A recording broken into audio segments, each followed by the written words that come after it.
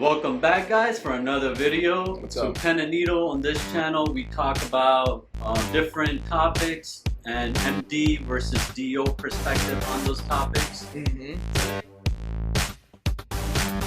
So Wasim just started his residency 2 days ago. So how do you be efficient, right? So first days are tough, second day, like the first couple of weeks are going to be tough. But eventually you have to be efficient. You have to be, you have to get everything done on time. And so how do you accomplish that? So first day, what did you think were kind of like things that held you back, and how would you go on making that more efficient? For example, like your pages, you get paged constantly. Yeah. So how do you become more efficient in responding to pages? So first day, I immediately understood that I was so inefficient because I stayed, my checkout was at 7. Yeah. But I had to stay an additional 2 hours because I didn't do my notes yet. So I had to finish up my notes. And I realized where I was being inefficient was the fact that I took every page like it was something do or die right now. So when you get a page, respond to it, of course, but also learn to prioritize. Like, all right, is this page really important for me to like jump on right now, or should I just give it some time? Yeah. Because you're a doctor, you can give people time if you need that time, right? So don't jump on every page that you receive. And also for your patient exams, go for the most pertinent things. Don't spend like 40 minutes in one patient exam room asking the patient about his whole medical history, because a majority of that has been taken down. However, if you see something in the history and you feel like there is something else that's going on and you need to address that, and then you can ask something very specific about the patient's history. Right. Like, have you ever had any heart issues? If you think the patients have had an MI and you're trying to rule out ACS, right? So ask something pertinent in those physical exam rooms. Don't just jump in and waste time.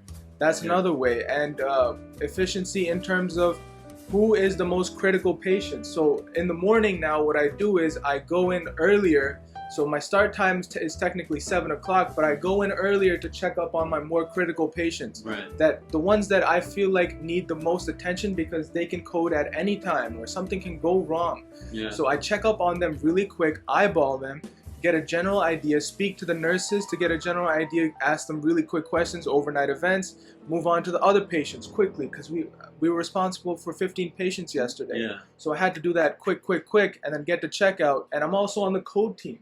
So if they code, I'm the one running. Yeah. So it didn't matter about who coded. So you can do that, get that out of the way earlier before coming in. And that's another way. So get to know like everyone really well, and go in a little bit early just to see all your patients, so you have like overnight events. And then during rounds, you're going to know the plan for the day. Yeah. And as you're getting the plan from the attending, have a checklist. Also, listen to what the attending is saying, right? He's teaching you, but at the same time, he's telling you the plan of different things. Right. Note down the pertinent things. He's not going to be like, okay, today this guy's going to get an x-ray. Yeah. What he's going to say is like, he had like coughing with productive sputum. All right, maybe, x-ray would be helpful. You should take that down and get an x-ray. He's not going to be like, all right, get an x-ray, right? He's going to be talking about the patient, discussing the patient, and that's where you're going to get the plan from, right? Note pertinent things down. And but like also when he's saying we're going to discharge him maybe in 1 or 2 days, that shouldn't be in your plan that maybe discharge 1 or 2 days. Because you don't know what's going to happen in those 1 or 2 days. Write down the plan that you had for that day. Yeah. And then you can go into discharge planning and thinking from the time that you're going to start doing that process. However, since day 1, I realized that it's very important to get the discharge information down, so it's much easier for you to do all that stuff at the end. Kind of get their home status. Like, are you gonna go home? Do you need to go to subacute rehab? We do that on admission, bro. We talk about all of that. If the patient has a home health aid, where's the patient from? Nursing home patient versus shelter patient versus home. Like family, keep updating the family every day to like update them about the discharge plan, because You can't just call the family and be like, hey, we're discharging them right now. Come pick them up. You know, you can't do that. They're waiting in the lobby. You wouldn't want that done to you or your family. So just think about it in that scenario. Like, what would you want if it was your family? Right? Yeah, and you're going to have to speak to family members. I had to do that every day. Both occasions. Yeah, I had to speak to family members and update them, and you have to have confidence. Yeah. You know, a lot of people sometimes will jump in and they're not going to be confident in their abilities because it's like they feel like it's an imposter syndrome. They don't feel like they should be there and they think it's their first day. But you got to get over that. Yeah. You have to have confidence. Now you're a doctor, and you got to speak to the family in a way a doctor would. You know, tell them what's going on with the patient's lab work. Where are we seeing the patient? Are we gonna downgrade them? Let them know because they're also there and they need reassurance. Oh wait, one important thing. The thing that gets all interns on edge: pages.